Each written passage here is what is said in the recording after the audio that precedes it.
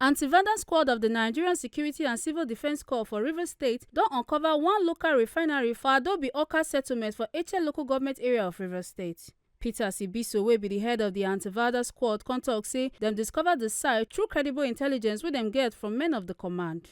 E come tok say the command no go relent for their fight against illegal dealings for petroleum products and come urge members of the public to collaborate with the corps by providing information wey go make arrest possible of those wey dey sabotage the economy for the state. What we have witnessed is one of the largest dumps, artisanal refinery we have recovered in Rivers State. Personnel of the Nigerian Security and Civil Defense Corps Rivers State Command Anti-Vandal Unit, through credible intelligence, discovered this place, and we are here to dismantle this artisanal refinery in line with the Commandant General's directive, Abubakar Audi, MNI, PhD, OFRO. Make una no forget say, as we see am, na so we dey talk am. We no dey take blame. From Port Harcourt, Ekata Ojesele, TNC TV News.